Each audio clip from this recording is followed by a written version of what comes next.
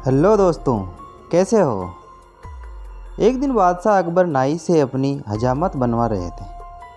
तभी वह नाई शहंशाह अकबर की तारीफ करने लगता है। जहाँ अपना आप अपनी सल्तनत में सबका ख्याल रखते हैं, बच्चे बड़े गरीब लाचार आदि सबका। अकबर: शुक्रिया नाई। लेकिन जहाँ अपना अकबर, लेकिन लेकिन क्या क्या हम किसी को भूल रहे हैं जिसकी हम देखभाल नहीं करते हैं। नाई: जहाँ अपना गुस्ताखी माफ़ करें, क्या कभी आपने बड़े बूढ़ों यानी कभी अपने पूर्वजों के बारे में सोचा है जो दुनिया छोड़कर स्वर्ग चले गए हैं। अकबर: लेकिन हम तो उनका भी ख्याल रखते हैं, उनके हक में हम दुआ करते हैं, उनकी याद में हमने शाही मकबरे बनवाए हैं। नाई: लेकिन जहाँ अपना कभी आपने किसी को स्वर्ग भेजा है अपने पूर्वजों की खबर लेने के लिए? उन्हें किसी चीज़ की वहाँ ज़रूरत तो नहीं है। अकबर: क्या ये क्या कह रहे हो? कोई स्वर्ग जाकर वापस कैसे आ सकता है? तुम्हारा दिमाग खराब हो गया है? कोई स्वर्ग की यात्रा करके वापस कैसे आ सकता है? नहीं, जहाँ अपना मैं सच कह रहा हूँ, स्वर्ग की यात्रा करके वापस आ सकता है। मैं एक ऐसे योगी बाबा को जानता हूँ जो स्वर्ग भेजकर वापस बुला सकते हैं। वजीर अब्दुल्ला उनके भक्त हैं। आप चाहे तो वजीर अब्दुल्ला से कहकर आप उस योगी को बुला सकते हैं। अकबर: ठीक है, तुम कल ही वजीर अब्दुल्ला से कहकर उस योगी को बुलाओ। फिर अगले दिन वजीर अब्दुल्ला उस योगी बाबा को लेकर आते हैं।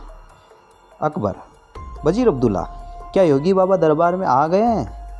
वजीर अब्दुल्ला: जी, जहाँ अपना वो दरबार के बाहर ही खड़े हैं। आपकी इजाज़त हो तो उन्हें बुलाया जाए। अकबर: जी वजीर अब्दुल्ला, उन्हें बुलाया जाए। योगीराज निरंजन बाबा दरबार में हाजिर होते हैं। योगीराज: अलख निरंजन, मेरा नाम योगी निरंजन बाबा है। अकबर: हमने सुना है योगी जी आप किसी को भी स्वर्ग भेजकर वापस बुला सकते हैं, ये बात सच है? योगीराज: हाँ, मैं किसी को भी स्वर्ग भेजकर वापस बुला सकता हूँ। अकबर: हमें भी अपने पूर्वजों के बारे में जानकारी चाहिए। वे स्वर्ग में कैसे रहे हैं? उन्हें वहाँ किसी चीज़ की ज़रूरत तो नहीं है। योगीराज: आप किसी भरोसेमंद इंसान को स्वर्ग भेज सकते हैं जो स्वर्ग के मोह में न फंसकर वापस आ सके। वजीर अब्दुल्ला: जहाँ अपना आप बीरबल को इस काम के लिए भेज दीजिए। बीरबल से ज़्यादा भरोसेमंद और कौन हो सकता है? अकबर: बीरबल, क्या आप हमारे लिए स्वर्ग जाएंगे? बीरबल: जी, जहाँ अपना मैं स्वर्ग ज़रूर जाऊँगा, लेकिन उससे पहले मैं निरंजन बाबा से कुछ पूछना चाहता हूँ। योगीराज: इस यात्रा में कितना समय लगेगा? योगीराज: इस यात्रा में कम से कम 2 महीने लगेंगे, अगर तुम स्वर्ग के सुख के मोह में न फंसो तो। बीरबल: योगी जी, आप मुझे स्वर्ग कैसे भेजेंगे? योगीराज: मैं एक पवित्र आग जलाऊंगा, उसमें तुम्हें प्रवेश करना है। वैसे तो यह क्रिया कहीं भी हो सकती है, लेकिन हम इसे गंगा नदी के किनारे करेंगे। बीरबल: जहाँ पना मैं काफ़ी दिनों के लिए अपने घर से दूर रहूँगा, इसलिए मैं 4-5 दिन की मोहलत मांगता हूँ, कुछ अधूरे काम निपटाने हैं। अकबर: ठीक है बीरबल। योगीराज जी, आप ये काम 5 दिन बाद संपन्न करना। अब 5 दिन बाद बीरबल को जलाने के लिए ले जाया जाता है। स्वर्ग की यात्रा के लिए योगीराज विधि संपन्न करते हैं। वह एक चिता पर फूल और कुछ सामग्री डालते हैं और बीरबल के माथे पर तिलक करते हैं और चित्त हो जाने को कहते हैं। बीरबल: अलविदा जहाँ पना अकबर, हमें आपकी बहुत याद आएगी। आप जल्दी लौटने की कोशिश करना। बीरबल: जी चापना, मैं जल्दी लौट कर आऊँगा। और फिर 2 महीने गुजर जाते हैं। शहंशाह अकबर बहुत चिंतित हो जाते हैं। अकबर: हमें बीरबल की बहुत याद आ रही है। 2 महीने गुजर चुके पर बीरबल अभी तक नहीं लौटे, हमें बहुत चिंता हो रही है। योगीराज का क्या कहना है, कब तक बीरबल लौट आएंगे? वजीर अब्दुल्ला: जहाँ पना योगी बाबा ये भी तो कह रहे हैं, हो सकता है बीरबल को स्वर्ग के सुख बहुत भा गए हो और वह उन्हें छोड़कर न आना चाहे। अकबर: नहीं, ऐसा कभी नहीं हो सकता। बीरबल ऐसा कभी नहीं कर सकते, उन पर हमें पूरा भरोसा है। उसी वक्त वहाँ पर बीरबल आते हैं। उनके लंबे लंबे बाल होते हैं, लंबी सी दाढ़ी। अकबर उन्हें देखकर बहुत खुश होते हैं। अकबर: खुशामदीद खुशामदीद, हमें आपको देखकर बहुत खुशी हुई। और बताइए, स्वर्ग में हमारे पूर्वज कैसे हैं? उन्हें किसी चीज़ की वहाँ ज़रूरत तो नहीं है?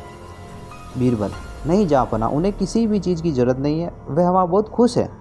अकबर: लेकिन बीरबल, आपने ये बाल इतने बड़े क्यों किए? बीरबल: जहाँ पना मेरे ही नहीं, वहाँ पर सभी के बाल बहुत लंबे हैं।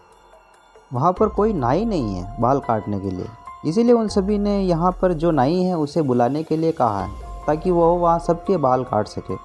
अकबर: हाँ हाँ, क्यों नहीं, हम अभी अपने नाई को वहाँ भेज रहे हैं। योगीराज: और वह नाई अभी यहीं पर हैं, वो इस वक्त हमारे मेहमान बनकर रह रहे हैं, हम अभी स्वर्ग भेजने की क्रिया करवाते हैं।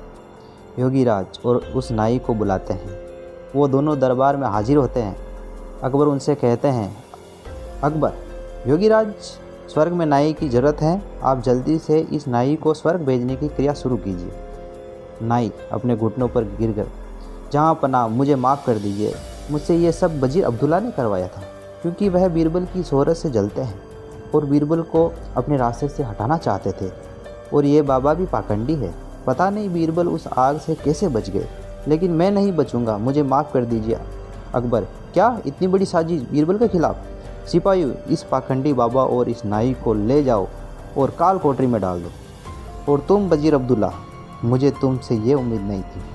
मैं अगर चाहूँ तो तुम्हें अभी फांसी पर लटका दूँ, लेकिन तुमने हमारी कई साल हिफाजत की है, इसीलिए हम तुम्हें इस देश से निकाल देते हैं। सिपाहियों, इसे ले जाकर सरहद के बाद छोड़ आओ और फिर अभी अपनी शक्ल मत दिखाना। अच्छा बीरबल, मेरे बुद्धिमान दोस्त, ये बताओ तुम्हें इस साजिश का कैसे पता लगा? बीरबल: जहाँ पनाह, जब मैंने योगीराज के मुँह अगम प्रवेश करने वाली बात सुनी तो मुझे लगा दाल में कुछ काला है, तभी तो मैंने आपसे 5 दिन की मोहलत मांगी और मैंने उस 5 दिनों में एक ऐसी सुरंग तैयार करवाई जो उस जगह से सीधे मेरे घर को जाती है। योगीराज के आग जलाते ही मैं सुरंग का दरवाज़ा खोलकर अपने घर पहुंच गया। जहाँ पनाह, इस तरह से मैं वहाँ से बच निकला और मैं चाहता था ये लोग अपना गुनाह खुद कबूल करें, इसलिए मैंने 2 महीने अपने बाल नहीं काटे, क्योंकि मैं ये भी जानता था कि इन तीनों में सबसे कमज़ोर कड़ी नाई है। अकबर: वाह बीरबल वाह, एक तुम ही जो ऐसा कर सकते हो, तुम्हारे जैसा कोई नहीं मेरे शातिर दोस्त, तुम ही ऐसा कर सकते हो। वाह बीरबल वाह। बीरबल: शुक्रिया जहाँ पनाह, शुक्रिया। तो दोस्तों, आपको मेरी ये कहानी कैसी लगी? अगर मेरी कहानी आपको पसंद आई हो तो प्लीज़ मेरे चैनल को सब्सक्राइब करना ना भूलें, क्योंकि मैं ऐसी कहानियाँ लाता रहता हूँ। तो दोस्तों, प्लीज़ सब्सक्राइब माय चैनल।